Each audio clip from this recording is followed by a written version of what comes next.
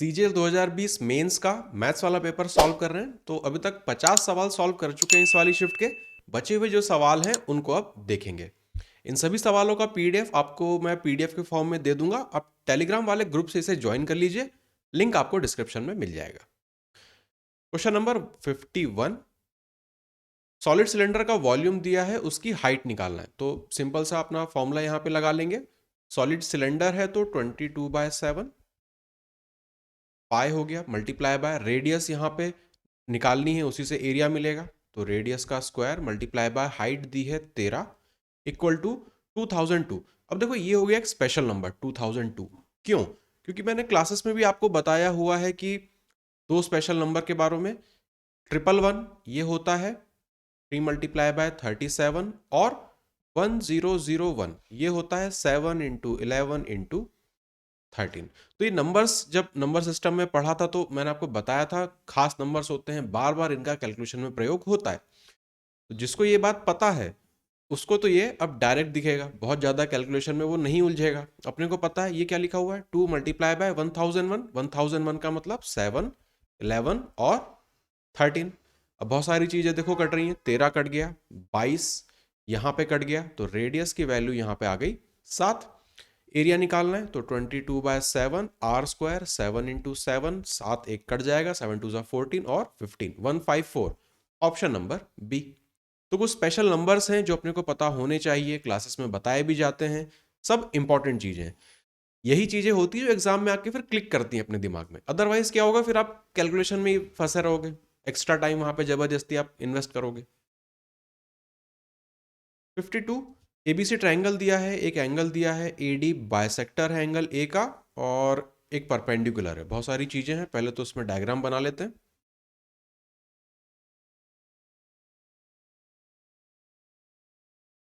ऊपर अगर ए लिख दें, यहाँ पे बी और यहाँ पर सी।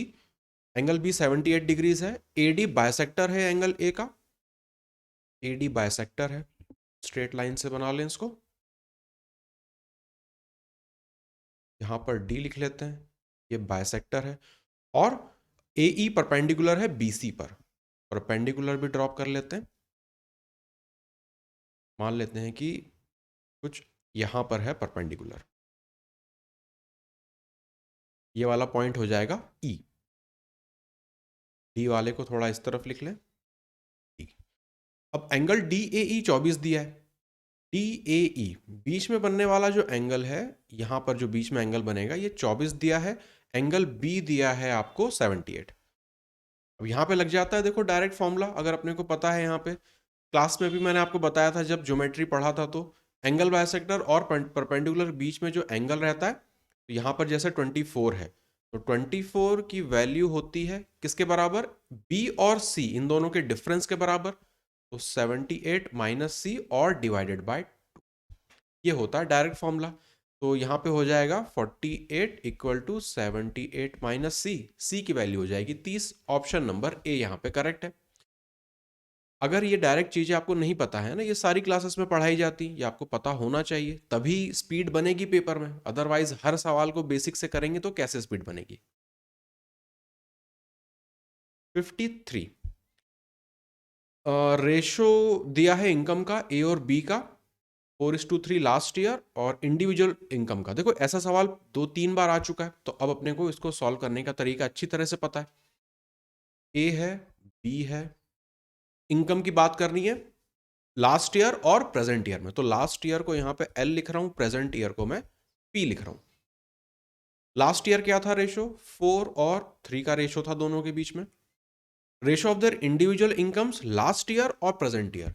अब ये वाला यहां पे रेशो मुझे मर्ज करना है, वो कितना चाहिए, 3 4, 3 और 4 चाहिए। इसका मतलब अगर मैं यहाँ पे 4 लिख दूं तो ये बराबर के रेशो में आ गया। अब 3 4 से करने के लिए ऊपर 3 और नीचे 4 मल्टीप्लाई कर दूं। यहाँ पे 3 मल्टीप्लाई किया है तो यहाँ पे भी 3 मल्टीप्लाई करना पड़ेगा, क्योंकि ये रेशो आपस में चल रहे हैं और ऊपर वाले रेशो ये आपस में चल रहे हैं। अभी रेशो एग्जैक्ट सेम चल रहा है, यहाँ पे भी 3 4 का रेशो है, यहाँ पे भी 3 4 का, 4 3 का और 3 4 का रेशो है। अब मर्ज करना है 5 और 6 को, मतलब ऊपर यहाँ पे चाहिए 5, नीचे यहाँ पे चाहिए 6। अब वो तो है नहीं, तो कैसे करें, यहाँ पे बराबर का नंबर लिख लेते हैं, 3 इंटू 3, ये दोनों बराबर हो गए। अब 5 और 6 में अपने को इनको बांटना है, तो ऊपर वाले को 5 और नीचे वाले को 6 से मल्टीप्लाई कर दो।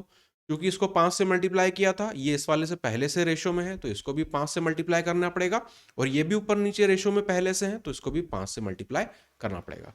अब ये सारे नंबर सही रेशो में आ चुके हैं, इनके ऊपर अब जो चाहे वो कर सकते हैं। तो इनकी वैल्यू देख लेते हैं। ये हो जाएगा 20 और 3 60, मतलब यहाँ पे लिखेंगे 60। यहाँ पे हो जाएगा 9 5 45, यहाँ पे हो जाएगा 80, और यहाँ पे हो जाएगा 54। ये है उनका रेशो। सारा रेशो यहाँ पे हो गया मर्ज। अब उन्होंने बोला है if the total income of the present year is इतना, टोटल इनकम प्रेजेंट ईयर का, तो प्रेजेंट ईयर कौन सा है, ये वाला, इसका टोटल इनकम कितना हो रहा है, 80 में 54 को जोड़ेंगे, ये अपने को देगा 134। 134 की वैल्यू आपको दी है 24.12। आपको निकालना है sum of the income of a last year, last year ये था इनकम, और बी प्रेजेंट ईयर, बी का प्रेजेंट ईयर ये है, इन दोनों का समेशन। तो ये अपना बनेगा 114। तो 114 की यहाँ पे अपने को वैल्यू निकालनी है, तो इसे यहाँ पे थोड़ा सा साइड में करके लिख लेते हैं, डिवाइडेड बाय 134 मल्टीप्लाई बाय 114। ये नंबर जो है वो अपने को आंसर देगा।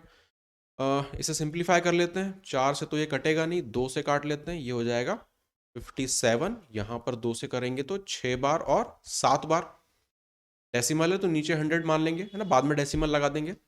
67 और 57 ये तो आपस में कटेंगे नहीं, और नंबर्स यहाँ पे सब ऐसे ही आ रहे हैं, मतलब 64 से ये कटना चाहिए। अब इसे यहाँ पे फिजिकली डिवाइड करके देख लेते हैं। 2412 को डिवाइड करना है 67 से, 4 बार जाएंगे तो ज़्यादा हो जाएगा, है ना, 240 से ज़्यादा, तो 3 बार अपने को इसको देखना पड़ेगा। 7 3 21, 1 2 जाएगा, 6 3 18, और 2 पहले से कैरी है तो 20। यहाँ पे अपने को मिलेगा 402। अब 67 को किससे मल्टीप्लाई करें, 67 को अगर देखें तो 36 42, 6 बार देखना पड़ेगा। 6 7 42, 4 36 40, 6 बार में जा रहा है, 6 बार में पूरी तरह से ये जाएगा।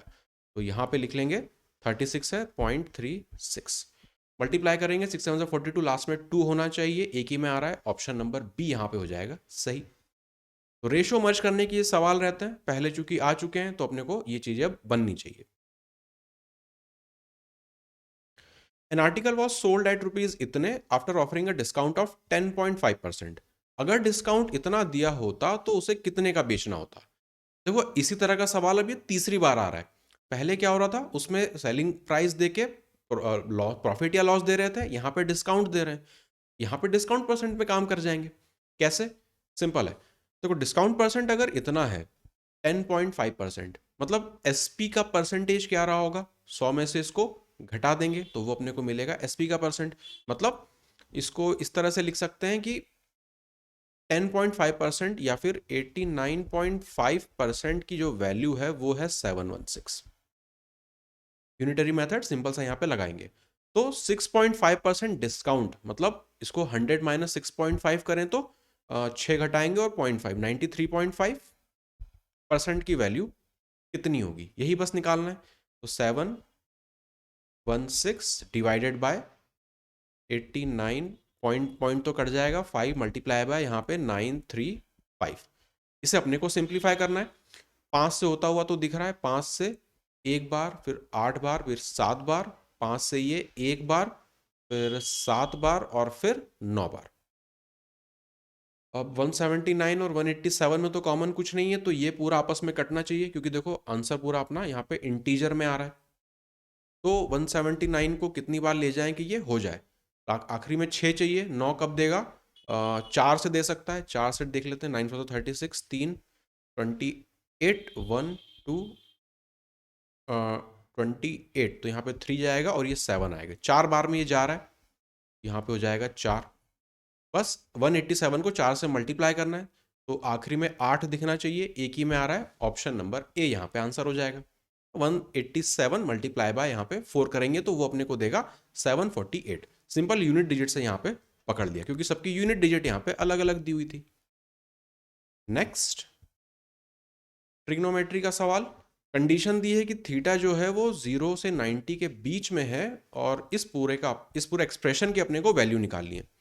ऑप्शन को अगर यहाँ पे देखें तो सब वही थीटा में आ रहा है, तो या तो सबको साइन कॉस में कन्वर्ट करें फिर सिंप्लीफाई करें, या फिर थीटा की कोई अप्रोप्रिएट वैल्यू पुट करके देखें। अगर मैं 45 पुट करना चाहूँ तो क्या कोई ऐसा ऑप्शन है जो मुझे सेम वैल्यू दे दे? ये दो अलग अलग देंगे, ये रेसिप्रोकल है तो अलग देगा और ये भी अलग देगा। तो थीटा की कोई वैल्यू पुट करके यहाँ पे देख सकते हैं। क्योंकि कॉट और टेन आ रहा है तो सिंपल सी बात है, थीटा की वैल्यू यहाँ पे 45 डिग्री पुट कर सकते हैं, आसान हो जाएगा calculation. 1 plus cot square theta ये हो जाएगा 2, 2 प्लस टेन स्क्वायर थीटा ये हो जाएगा 2, यहाँ पे ब्रैकेट में 1 अपॉन √2 माइनस √2, और यहाँ पे 1 अपॉन √2 माइनस √2 मतलब यहाँ पे हो जाएगा स्क्वायर, 4 लिख दें ब्रैकेट में, ये अपने को देगा 1 माइनस 2 मतलब -1 अपॉन √2 का होल स्क्वायर, सिंपली ये अपने को दे देगा। ऑप्शन में पुट करने पे 45 डिग्री अपने को 2 मिलना चाहिए, वही अपना सही हो जाएगा। यहाँ पे क्या होगा 1 अपॉन √2 प्लस 1 अपॉन √2, ये तो नहीं देगा। यहाँ पे 1 अपॉन √2 मल्टीप्लाई बाय, ये तो 1/2 देगा। ऑप्शन सी यहाँ पे दे सकता है, ये पॉसिबल हो सकता है, और ये √2 प्लस √2 ये भी नहीं देगा, तो ऑप्शन नंबर सी यहाँ पे हो गया करेक्ट। क्वेश्चन नंबर 56, वॉल्यूम दिया है सॉलिड स्फीयर का इतना सारा और अपने को सरफेस एरिया निकालना है, तो कैलकुलेशन करना पड़ेगा। यहाँ पे सॉलिड हेमिस्फीयर है तो उसका वॉल्यूम क्या होता है 2/3 22/7 r³ यहाँ से है 19404। आर की वैल्यू चाहिए ना, तो क्यूबिक टर्म्स बनाएंगे जहां जहां बनती होगी वहां पे। अब ये 04 लास्ट में आ रहा है मतलब 4 से कटेगा, तो 2 यहाँ से हटा दो, 2 यहाँ से मतलब 11, इसको 4 से डिवाइड कर रहे हैं, 4 को 4 टाइम्स में 16, 3 यहाँ पे ज़्यादा आ रहा है तो उसको ले जाते हैं, 3 आ रहा है मतलब 34 हो जाएगा।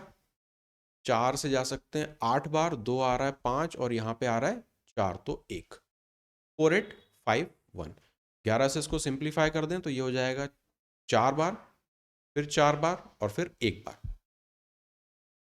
441 क्या होता है 21 का स्क्वायर होता है, यहाँ पे भी 7 × 3 21 बन रहा है, मतलब एक चीज क्लियर है कि आर की वैल्यू जो है वो है 21।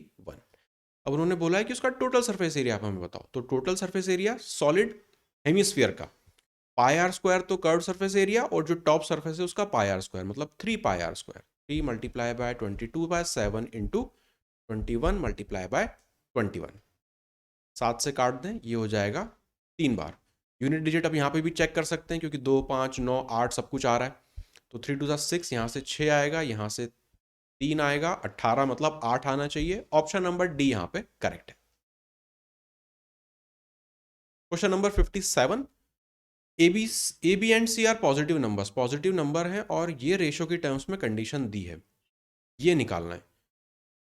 अब देखो इसमें जो है अपने को बेस्ट तरीका ये हो सकता है कि वैल्यू को पुट करके देखें, ए की कुछ वैल्यू, बी की कुछ वैल्यू और सी की कुछ वैल्यू, इसको पुट करके देखें ताकि कंडीशन वो सेटिस्फाई कर दे, तो ऐसा पॉसिबल हो सकता है।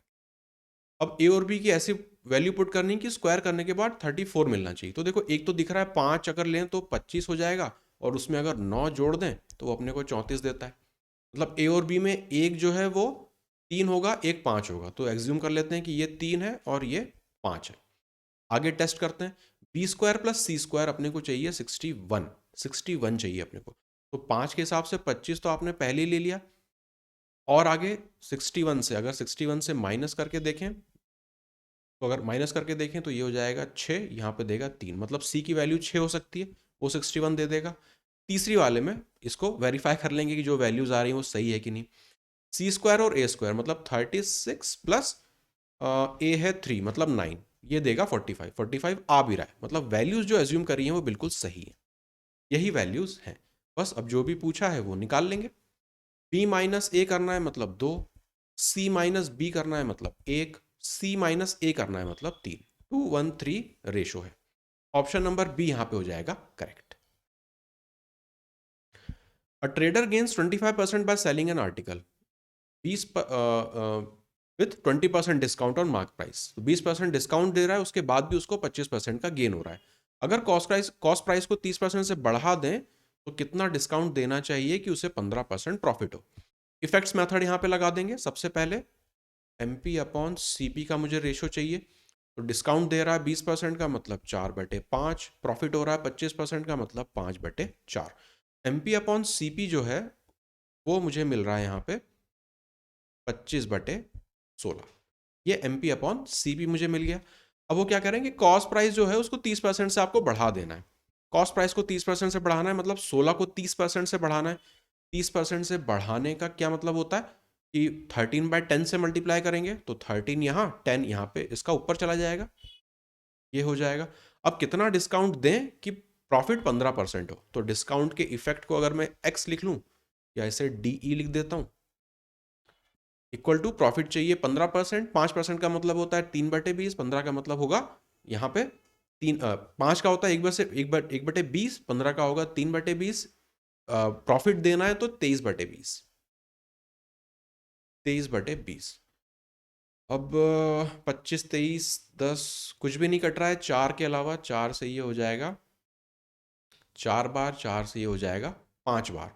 तो डिस्काउंट का जो इफेक्ट है वो आ रहा है 23 multiply by 4 multiply by 13 divided by 5 multiply by 25 multiply by 10,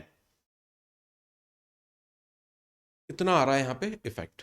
तो देखो नीचे मैं चाहूँगा कि 10, 100, 1000 इस तरह का कोई नंबर मिले। तो 5 आ रहा है तो ऊपर नीचे 2 से मल्टीप्लाई कर दो, ये 10 बना देगा। 25 आ रहा है तो ऊपर नीचे 4 से मल्टीप्लाई कर दो, नीचे सारा मेरा हो जाएगा 10। जो भी है बस मुझे अब ऊपर वाला ही लिखना है। देखो परसेंटेज में आ रहा है मतलब यहाँ पे सब डेसिमल में है, तो कैलकुलेशन तो है वो तो करना पड़ेगा। अब इसको सॉल्व करें अगर, तो कौन कौन से नंबर साथ में ले लें। 23 मल्टीप्लाई बाय 16 मल्टीप्लाई बाय यहाँ पे 26 और डिवाइड में 10 यहाँ पे है, 10 यहाँ पे है, 25 से 2 जीरो यहाँ पे मिल जाएंगे। अब ये वाला पार्ट अपने को थोड़ा सा सॉल्व करना पड़ेगा, कर लेते हैं। 26 इंटू 16, पहले इसको कैलकुलेट कर लें तो 260 हो जाएगा, और 6 से मल्टीप्लाई करना, 6 से 36, 3 जाएगा 12, 5 और 1 मतलब 6, 11, 4, 416 को मल्टीप्लाई करना है 23 से, 6 3 सा 18, 4, 12, 2, 3, 8, 8, 6, 5, 9, जो वैल्यू आ रही 9568, 9568 इसको कर रहे हैं तो 9568, और नीचे कितना है 20 और 20, 10,000 है, और यहाँ पे 9568 है। दोनों के बीच में डिफरेंस कितना है, यहाँ पे अगर डिफरेंस देखें, यहाँ पे डिफरेंस देखना है तो यहाँ पे 2 और फिर मतलब 32, और यहाँ पे अगर देखें तो ये बन जाएगा 6 मतलब 4, 432 डिवाइडेड बाय 1 और 4 बार 0, 100 से मल्टीप्लाई करेंगे तो 4.32%। ऑप्शन नंबर ए यहाँ पे हो जाएगा करेक्ट। कैलकुलेटिव तो ऑफ कोर्स था, क्योंकि इतना सारा कैलकुलेशन है, कुछ भी यहाँ पे आपस में कट नहीं रहा था। इस तरह के नंबर उन्होंने दिए हैं कि कुछ भी आपस में यहाँ पे कट नहीं रहा था। तो कैलकुलेटिव सवाल है, पर ठीक है कर सकते हैं। कंसेप्चुअली आसान है पर कैलकुलेशन बहुत ज़्यादा है। 59, अ discount of 10% is offered on price of an article. अगर ऑनलाइन पेमेंट करते हैं तो एडिशनल डिस्काउंट 5% का देते हैं, अगर क्रेडिट कार्ड यूज़ करते हैं तो। अगर कोई व्यक्ति है जिसे एक घड़ी खरीदनी है जिसकी कीमत ये है, तो उसे कितना पैसा देना पड़ेगा। सिंपल एक लाइन में यहाँ पे तो लिखते चलेंगे। ये है उसकी कीमत, 60,000 रुपये की घड़ी है, 10% का डिस्काउंट है, 9/10 से मल्टीप्लाई कर देंगे, और 5% का डिस्काउंट आएगा। 5% का डिस्काउंट है मतलब 19/20 से मल्टीप्लाई करेंगे, यही हो जाएगी उसकी फाइनल सेलिंग प्राइस। 2 जीरो यहाँ पे कट गए, 2 से इसको काट दो, 300। अब 0 आ रहा है तो यूनिट डिजिट में सभी में 0 आ रहा है, सॉल्व करना ही पड़ेगा। तो 19 इंटू 9 हो जाएगा अपना 171 मल्टीप्लाई बाय 300 करना है, ये हो जाएगा 3 7 3 21, 1 2 5 और 00, एक ही में आ रहा है। ऑप्शन नंबर ए यहाँ पे हो जाएगा करेक्ट। अलॉय ए है, उसमें मेटल एक्स और वाई, दो तरह की मेटल है जिनका रेशो इतना दिया हुआ है। अलॉय बी में इनका रेशो इतना है, साथ में लिखते चलते हैं। एक्स और वाई का रेशो यहाँ पे लिख रहे हैं। ए में क्या है 5:2, बी में क्या है 3:4। वो कह रहे हैं कि इन दोनों को मिलाया है आपने 4:5 के रेशो में। मिक्स इन द रेशो 4:5, 4:5 के रेशो में मिलाना है। इनिशियली क्या हो रहा है, यहाँ पे 7 यूनिट है, यहाँ पे भी 7 यूनिट है, मतलब बराबर बराबर की यूनिट में तो वो है।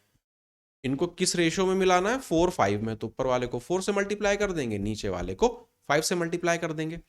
5 4 जा यहाँ पे हो जाएगा 20, 4 2 जा 8, 5 3 जा 15, 5 4 जा 20।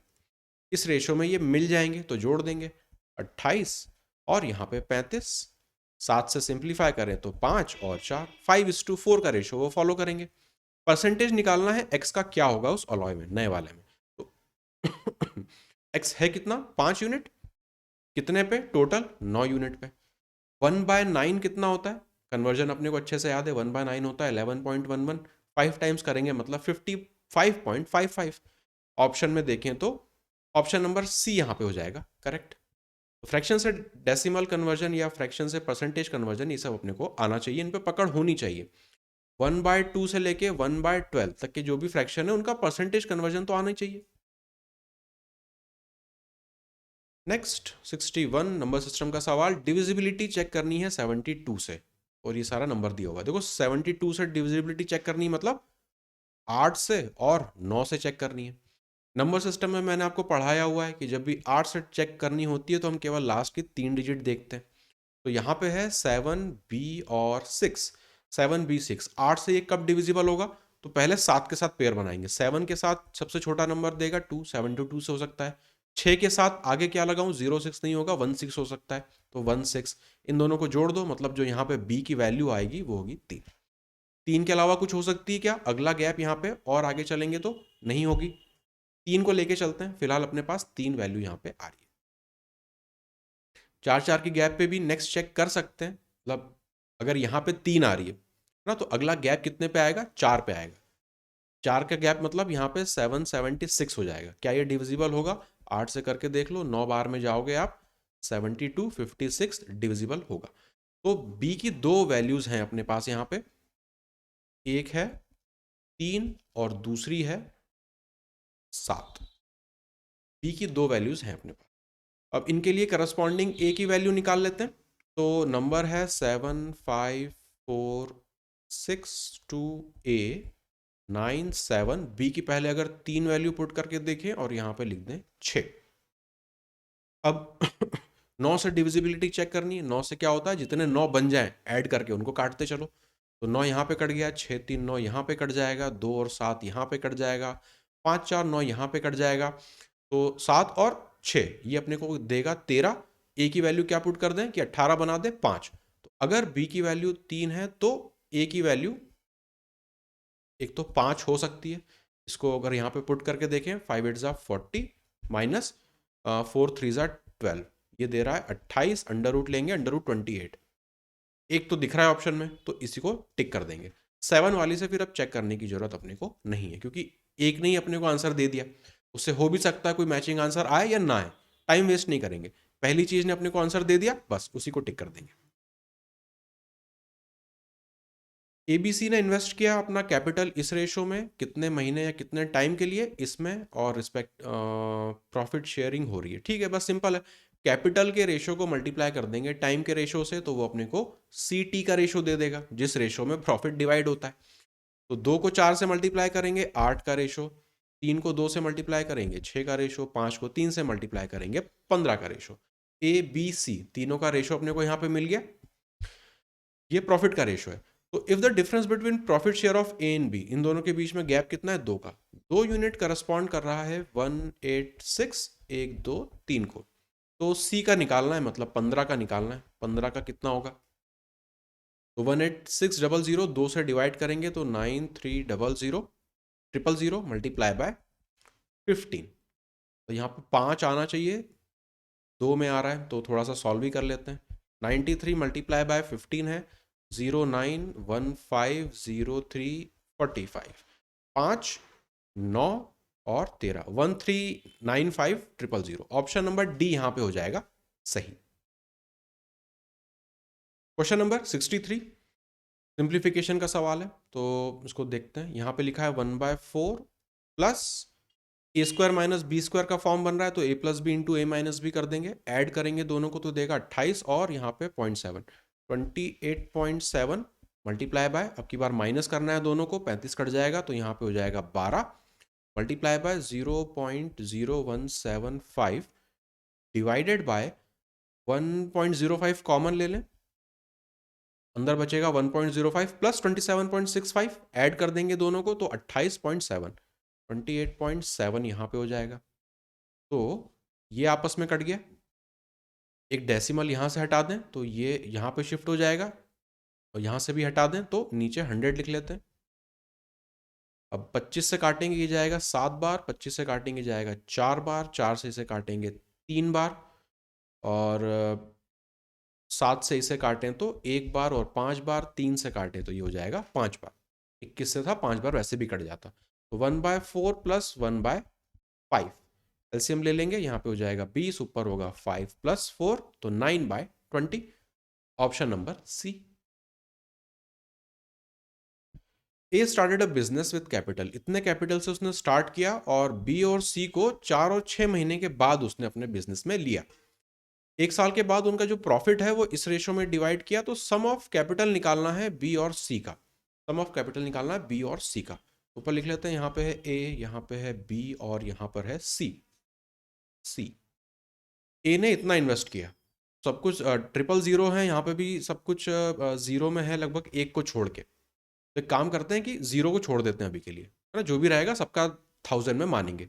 तो ए ने अगर 54 यूनिट इन्वेस्ट किया, कितने टाइम के लिए, पूरे साल, मतलब 12 महीने के लिए। बी ने कितना किया नहीं पता, उसके कैपिटल को बी लिख लें, 4 महीने के बाद आया है तो 8 महीने तक वो रहा। सी का कैपिटल सी है, कितने टाइम, 6 महीने के बाद आया है तो 6 महीने का कैपिटल, 6 महीने का टाइम उसका रहा। 2 से सिंप्लीफाई करें तो ये 6 हो जाएगा, ये 4 हो जाएगा, ये 3 हो जाएगा। तो इनका जो रेशो है, इसका जो रेशो है वो हो जाएगा 6 5 30 और 24, मतलब 324 ए का, 4 टाइम्स बी और 3 टाइम्स सी। इस रेशो में प्रॉफिट डिवाइड होना चाहिए, लेकिन रेशो दिया कितना है 1:4:5, इससे इसको इक्वेट कर देंगे, ये होना चाहिए 1 और 4 और 5। एक की वैल्यू यहाँ पे अपना यूनिटरी मेथड लगा देंगे, एक की वैल्यू दी है 324, तो 4 की वैल्यू किससे करस्पॉन्ड करेगी, 324 मल्टीप्लाई बाय 4, और 4 बी आ रहा है, मतलब 4 से इसको डिवाइड कर दें तो बी मिल जाएगा, मतलब बी का जो कैपिटल है वो 324 यूनिट्स है, ये मिल गया। इसी तरीके से सी का निकाल लें, ए की वैल्यू इतनी है, एक की वैल्यू इतनी है, तो 5 की वैल्यू कितनी होगी, 324 divided by 5, sorry multiply by 5, 3C है मतलब डिवाइड बाय 3 से करेंगे तो ये हो जाएगा 108, तो C की जो वैल्यू आएगी 40 और यहाँ से 5, दोनों को ऐड कर दें, 4 6 8, 864 इनका सम टोटल आ रहा है, और 3 जीरो आपने पहले निग्लेक्ट किए थे वो वापस इसको जोड़ देंगे, तो 864000 इनका समेशन है, 864000 पहला वाला आ रहा है, option number A. Question number 65 trigonometry का सवाल है। इस एक्सप्रेशन की वैल्यू निकालनी है, और ये कंडीशन दी है कि थीटा 0 से 90 के बीच में होना चाहिए। ऑप्शन देखें तो कोई एक ऐसी वैल्यू पुट करके यहाँ पे देख सकते हैं, पर बहुत ज़्यादा कैलकुलेटिव सा हो जाएगा, एनीवेज करना तो पड़ेगा ही, या फिर इसको साइन और कॉस में कन्वर्ट करके फिर सिंप्लीफाई करें, तो इस वाले को सिंप्लीफाई करके ट्राई करते हैं। 1 plus cos theta minus sign square theta, 1 minus sign square theta, ये बन जाएगा अपना cos square theta, cos theta common ले लेंगे तो 1 प्लस कॉस थीटा बचेगा, नीचे वाले से वो कट जाएगा, मतलब कॉस थीटा को अगर मैं सी लिखूं तो नीचे बचेगा साइन थीटा, मतलब एस। मल्टीप्लाई में यहाँ पे देखें तो इसको साइन कॉस में कन्वर्ट करेंगे, ऊपर रहेगा sign square theta plus cos square theta, मतलब 1, और टेन थीटा कॉस थीटा तो पहले से ही है, और जो बचा हुआ है नीचे रहता 1/कॉस square theta multiply by sine square theta, तो वो हो जाएगा नीचे कॉस मल्टीप्लाई बाय साइन, और यहाँ पर क्या है tan theta plus cot theta, मतलब sine upon cos plus cos upon sine, simplify करेंगे तो 1 मिलेगा यहाँ पे, और जो कॉस इंटू साइन है वो चला जाएगा ऊपर।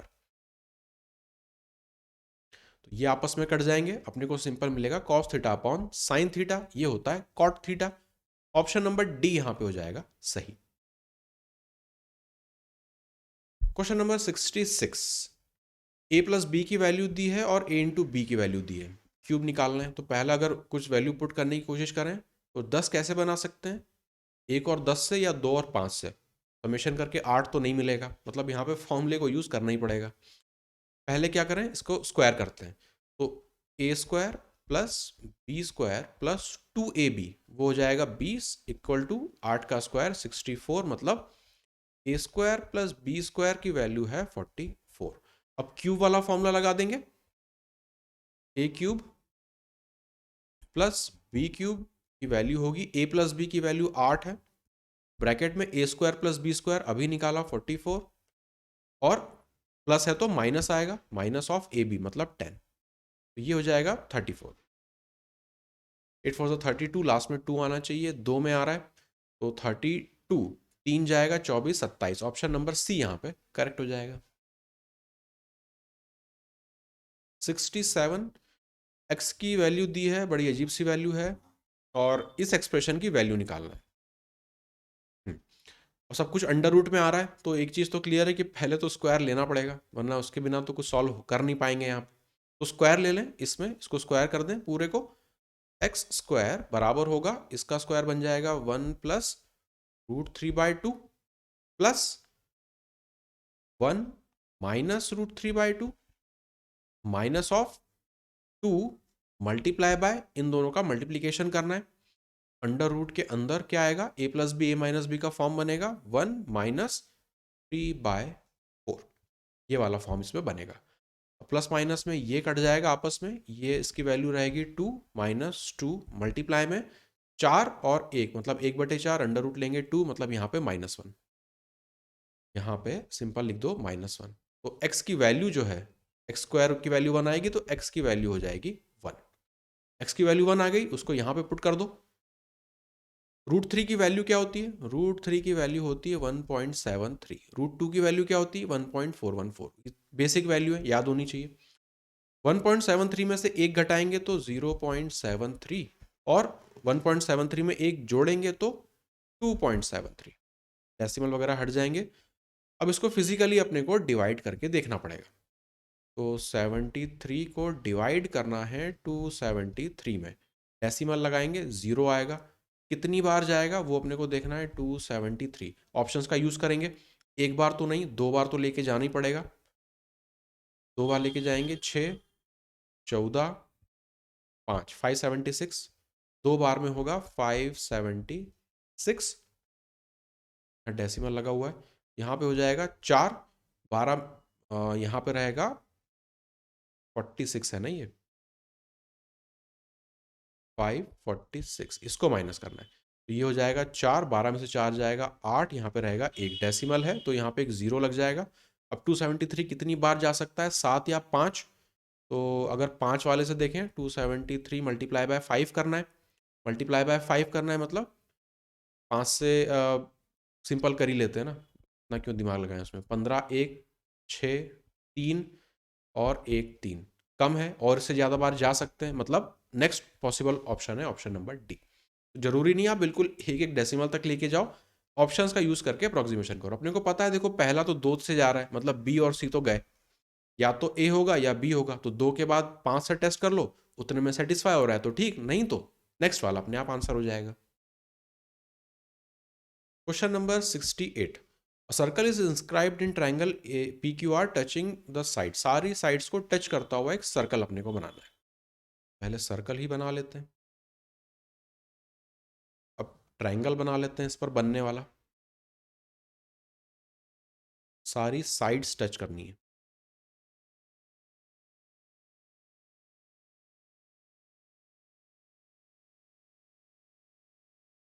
तरह से और आगे एक्सटेंड करें, यहां से जोड़ दें, ऐसा कुछ सर्कल बनेगा, ऐसा कुछ ट्राइंगल बनेगा, और उसके अंदर सर्कल। P यहाँ पे है, Q यहाँ पर है, R यहाँ पर है। अपने को पता है टेंजेंट से जो लाइन आपके यहाँ पे बनेगी सर्कल के सर्कमफ्रेंस पे, वो बराबर बनती है। तो ये कह सकते हैं कि ये वाला जो हिस्सा है वो A के बराबर है, तो ये भी a के बराबर होगा। यहाँ से लेके यहाँ तक हिस्सा b के बराबर है तो ये भी b के बराबर होगा। ये वाला अगर c के बराबर है तो ये c के बराबर होगा। कुछ पॉइंट्स के नाम दिए उन्होंने, क्यू आर पे s है, क्यू आर पर s पॉइंट है, पी आर पर u है, तो यहाँ पर t हो जाएगा।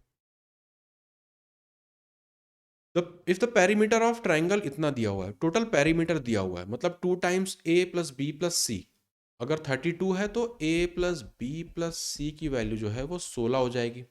एक चीज अपने को पता है। दूसरा, कुछ और कंडीशंस उन्होंने दी हैं। पी क्यू की वैल्यू जो है वो क्यू आर प्लस 5 है।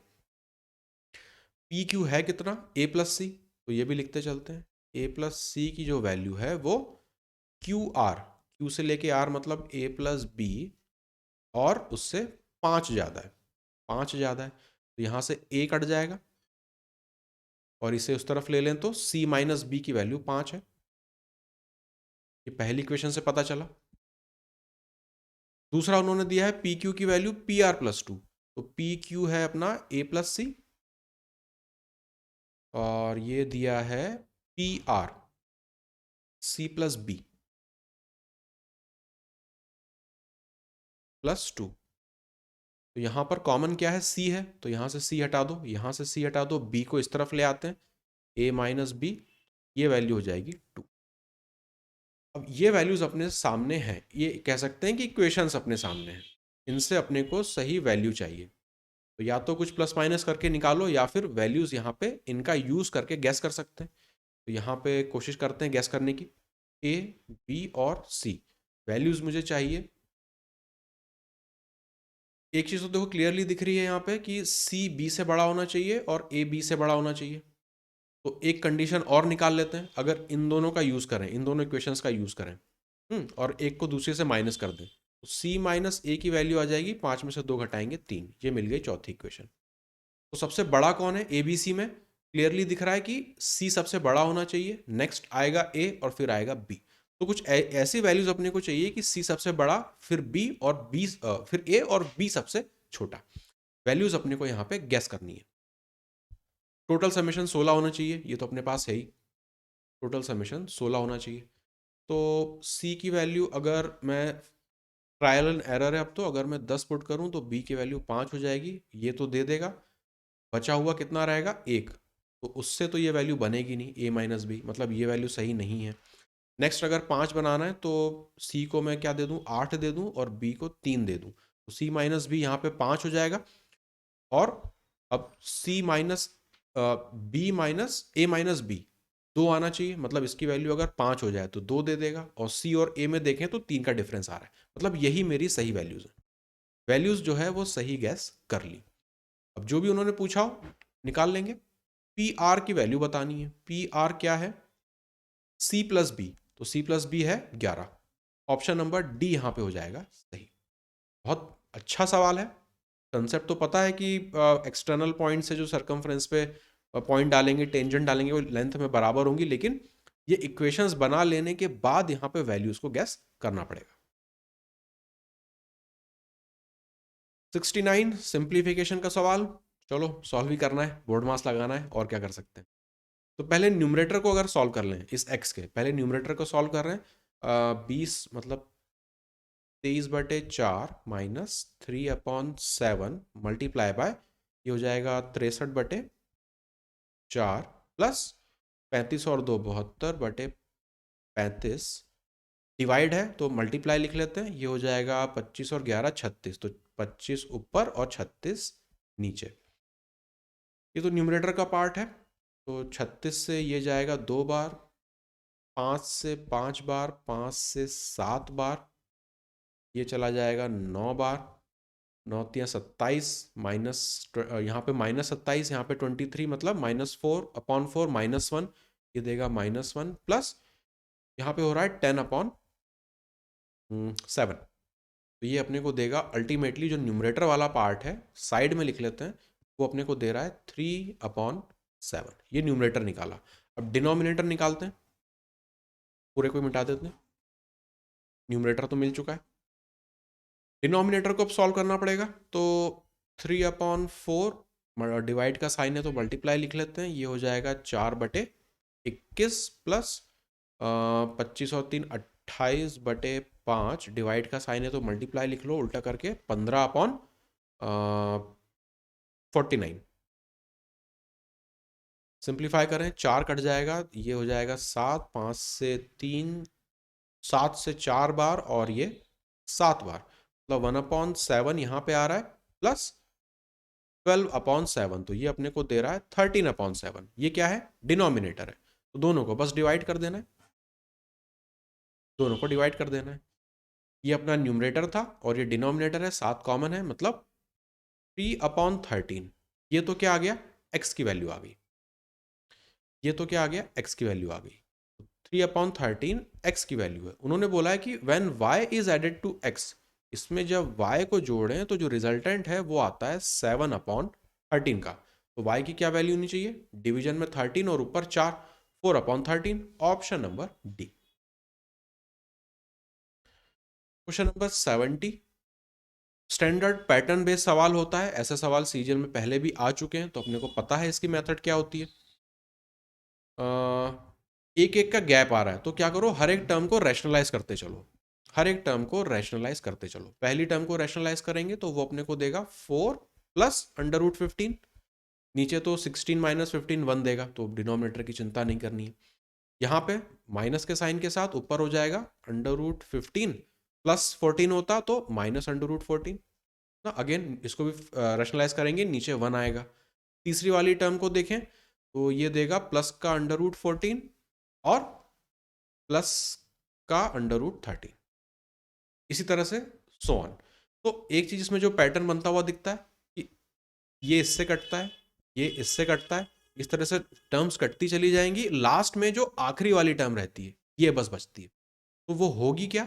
अगर इसी चीज को देखें, 4 तो यहाँ पे बचा है, इसको रैशनलाइज करेंगे तो ऊपर जाके ये बनाएगा 3, आगे माइनस का साइन है तो माइनस, और यहाँ पे √8 है, ऊपर जाके प्लस का होगा, लेकिन इस माइनस की वजह से माइनस √8, तो 3 तो कट जाएगा, सिर्फ -20 √8 मिलेगा। ये होगी फाइनल वैल्यू। ऑप्शन में देखें तो 4 माइनस 2, 8 को 2√2 लिख सकते हैं। ऑप्शन नंबर सी यहाँ पे सही हो जाएगा। पैटर्न बेस्ड सवाल रहता है। 71, साइन ए की वैल्यू दी है और 7 कॉट बी की वैल्यू 24 दी है। तो स्टैंडर्ड तरीका है इसको तो सॉल्व करने का। पहला ट्रायंगल अगर ये है, उसमें इसको अगर आप ए एंगल बोल रहे हो तो साइन है यहाँ पे 5, ये 13 और यहाँ पे हो जाएगा 12। दूसरा ट्रायंगल है, यहाँ पे अगर बना ले राइट एंगल ट्रायंगल, वहाँ के जो रेशोज हैं वो अपने को दिए हुए हैं। ये वाला है अगर अपना बी, तो कॉट दिया है 24/7, 24/7 कॉट है, मतलब यहाँ पे 24 है तो यहाँ पे 7 है और यहाँ पे बन जाएगा अपना 25 के साथ ट्रिपलेट बनता है। कॉट 24/7 सब कुछ सही लिखा हुआ है। बस अब ये वैल्यूज यहाँ से उठा के इसमें लिख देंगे, सब कुछ मल्टीप्लीकेशन में ही चल रहा है। सेक ए देगा 13/12 मल्टीप्लाई बाय कॉस बी। यहाँ से देखेंगे कॉस बी कितना होगा, 24/25 मल्टीप्लाई बाय कोसेक बी, यहीं पे कोसेक देखना है तो 25/7 और tan ए इस वाले ट्राइंगल में देखेंगे 5/12। इस पूरे को अब सिंप्लीफाई करना है तो 25 से 25 कट गया, 12 से ये 2 बार में कट गया और 2 से ये 6 बार में कट गया, तो ऊपर बचा 13 × 5 मतलब 65 और नीचे बचा 6 7 42। ये तो आपस में कुछ कटेगा नहीं, ऑप्शन ए यहाँ पे करेक्ट हो जाएगा, 65/42। Question number 72, sum of and difference between LCM and HCF. Sum of and difference between LCM and HCF, ये दो दिया है और एक नंबर आपको दिया है। देखो ऐसा सवाल पहले भी सीजीएल पूछ चुका है तो अपने को पता है यहाँ पे क्या है। सम ऑफ मतलब एलसीएम प्लस एचसीएफ का जो समेशन है वो है 512 और एलसीएम माइनस एचसीएफ डिफरेंस जो है वो है 496। इन दोनों इक्वेशन से एलसीएम और एचसीएफ निकाल लो।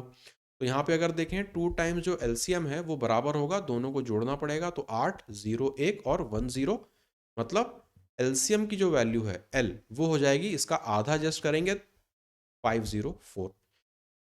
504 यहाँ पर आ गया, तो एचसीएफ की वैल्यू क्या होगी, किसी भी एक में पुट कर दो, माइनस कराएंगे तो वो मिल जाएगी अपने को 8। अब अपने को अच्छी तरह से पता है कि LCM multiply by HCF equal to multiplication of two numbers होता है। 504 multiply by 8 equal to 72 multiply by जो भी दूसरा नंबर है उसको लिख देंगे n।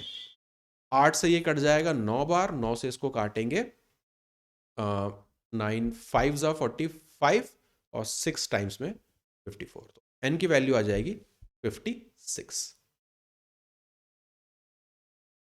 73 एंगल ऑफ एलिवेशन दिया है टॉवर का जिसकी हाइट इतनी है, 2 points from on the level ground on opposite side, opposite side से अपने को ड्रॉ करना है। ठीक है, स्टैंडर्ड फिगर है। ये हाइट है टॉवर की, एक साइड ये हो गया, दूसरा साइड ये हो गया। जो भी चीज़ें दी हैं लिखते चलते हैं। तो अगर यहाँ पे इस वाली साइड को अगर आप ले लो, कुछ भी ले लो, 45 डिग्री ले लो, इसको अगर आप 60 डिग्री ले रहे हो, वैसे तो 60 वाला पास में होना चाहिए, खैर कोई उससे कोई फर्क नहीं पड़ता, दोनों अपोजिट साइड है तो यहाँ पे अपने को उससे कोई चिंता नहीं करनी है। रेशो लिख लेंगे, 60 डिग्री आ रहा है तो अगर यहाँ पे 30 होता तो यहाँ पे होता 1 ना, रेशो लिखेंगे। राइट एंगल ट्राइंगल में 30 60 और 90 का ट्राइंगल और 45 45 90 का ट्राइंगल, अपने को रेशोज अच्छे से पता होने चाहिए। 30 के अपोजिट आएगा 1, यहाँ पे जाता है 2, यहाँ पे जाता है √3, ये √3 है, 45 है तो ये भी हो जाएगा √3। ये रेशोज है, ये सारे रेशोज हैं, साइड्स के रेशोज हैं। अब उन्होंने दिया है कि टावर की हाइट इतनी है, मतलब √3 करस्पॉन्ड करता है 25 √3, तो 1 करस्पॉन्ड करता है 25 को। वो पूछ रहा है दोनों के बीच में डिस्टेंस कितना है, तो 1 प्लस √3 अपने को निकालना है। 1 प्लस √3 की वैल्यू क्या होगी, 25 मल्टीप्लाई बाय 1 प्लस √3। ये कितना होता है, √3 अभी देखा था 1.73 होता है, मतलब 25 को मल्टीप्लाई करना है 2.73 से, 2.73 से, तो 50 से तो ऊपर जाएगा, और यहाँ पे आ रहा है ये 25 होता तो 625 से भी ऊपर जाता। ऑप्शन में देखें तो एक ही पॉसिबिलिटी है, ऑप्शन नंबर सी। पूरा कैलकुलेट भी नहीं करना है, इतने पॉइंट के बाद सिंपली अप्रोक्सीमेट ये हो जाएगा। ऑप्शंस दिए हैं तो उनको यूज करेंगे, क्यों जबरदस्ती कैलकुलेट करें। 74 ABCD एक साइक्लिक क्वाड्रिलेटरल है जहां पे BC डायमीटर है। ओके, तो पहले तो सर्कल बना लेते हैं। ये अपना सर्कल है, इसके अंदर क्वाड्रिलेटरल बनाना है जहां पे डायमीटर उसकी एक साइड है। कलर चेंज करके बना देता हूं, ये डायमीटर है। साइक्लिक क्वाड्रिलेटरल इस तरह से बनेगा। BC डायमीटर है, तो यहाँ पे अगर मैं B लिखूं, यहाँ पे C लिखूं, तो यहाँ पे A और यहाँ पे D लिख लेते हैं। ABCD पूरा कंप्लीट हो गया। DBC 29 दिया है, DBC मतलब इस लाइन को कनेक्ट करना है। DBC ये अगर 29 है, अपने को पता है ये आपका डायमीटर है, सरकमफ्रेंस पे कितना 90 डिग्री एंगल बनाता है, तो ये वाला एंगल कितना होगा, 90 में से 29 माइनस करेंगे तो 1 और फिर 6, 61 डिग्रीज का ये वाला एंगल होगा। उन्होंने बोला है कि BAD बताओ, BAD तो अपोजिट जो भी अपना साइक्लिक क्वाड्रिलेटरल होता है, अपोजिट साइड क्या होती है, समेशन 180 डिग्री बनाता है, मतलब 180 में से आपको 61 को माइनस कर देना है, तो यहाँ पे बचेगा 9 और यहाँ पे 11, 119। ऑप्शन नंबर बी यहाँ पे हो जाएगा करेक्ट। 3 फ्रैक्शन दिए हैं x y z और इनका ऑर्डर दिया है, कौन बड़ा है कौन छोटा है। When the smallest of them is divided by the greatest, the result is so and so which exceeds by। देखो ऐसा सवाल सीजीएल में रिपीट हुआ है, पहले भी आ चुका है। हो सकता है वैल्यूज अलग दी हो लेकिन एग्जैक्टली सेम लैंग्वेज लिखी हुई थी। तो जब आप सबसे छोटे वाले को सबसे बड़े वाले से डिवाइड करते हैं, तो सबसे छोटा कौन है, z। अब z को जब आप x से डिवाइड करते हैं तो आपको मिलता है 9/16, जो कि क्या है, y से इतना ज़्यादा है। ये जो लिखा हुआ है इसको फ्रैक्शन में कन्वर्ट करें तो 625 डिवाइडेड बाय 1 और 00, तो 100 दो बार आ रहा है तो 25 से काटेंगे, 2 बार 25 है, ये हो जाएगा 4 मल्टीप्लाई बाय 4, मतलब 1/16। ये जो फ्रैक्शन है ये है 1/16। अगर तो ये जो फ्रैक्शन था 9/16, ये क्या है, इतना ज़्यादा है y से, तो y की वैल्यू क्या होगी, -1/16 कर दें, ये अपने को देगा 8/16, मतलब 1/2। y की वैल्यू अपने को मिल गई, और ये इक्वेशन अपने को ऑलरेडी दे रखी है, बस हो गया। y की वैल्यू 1/2 है, तो x plus Z plus equal to हो जाएगा, इसको सिंप्लीफाई करें तो 24 3 27/12 और y इस तरफ 1/2 है, यहाँ पे -1/2 कर देंगे। 3 से सिंप्लीफाई करें तो 9 बार, 3 से करें तो ये हो जाएगा 4 बार। 1/2 को लिख लेते हैं 2/4, तो ये हो जाएगा 7/4। ऑप्शन नंबर सी यहाँ पे हो जाएगा करेक्ट। सीजीएल में बिल्कुल ऐसा ही सवाल पहले पूछा जा चुका है, एग्जैक्ट सेम लैंग्वेज है, हो सकता है डेटा यहाँ पे कुछ उन्होंने चेंज कर दिया हो। तो देखे हुए सवाल रहते हैं तो ये फ़ायदा होता है कि आप उनका अप्रोच आपका फास्ट होता है, आपका कॉन्फिडेंस उसमें बढ़ जाता है, आपको पूरा तरीका पता होता है, इसके बाद ये करना है, इसके बाद ये करना है, इसके बाद ये करना है। तो सवालों को सॉल्व करना इंपॉर्टेंट है, वो आपको रिकॉल होनी चाहिए। रिकॉल तभी होंगे जब आप उनको रिवाइज करेंगे। तो क्लासेस को ढंग से करिए, कंसेप्ट को लिखिए, नोट्स बनाइए, जो चीज़ कराई जा रही है, जो आपको गाइड किया जा रहा है, आप उसे फॉलो करिए, तो रिजल्ट आपको एग्जाम्स में दिखेगा। ये सारे सवाल सब दिखेंगे, बनेंगे, सारे सवाल अपने हवा में नहीं होते हैं, ये सब सवाल आते हैं। बहुत सारी चीज़ें पेपरों में दिख रहा है कि वो रिपीट हो रही हैं ना, तो एक पैटर्न बनता हुआ अपने को दिखता सा है। चलिए इसके पीडीएफ में इन सवालों की डाल दूंगा टेलीग्राम वाले ग्रुप पे, आप वहाँ से इसे डाउनलोड कर लेना। बचे हुए सवालों को करेंगे अगले वीडियो में।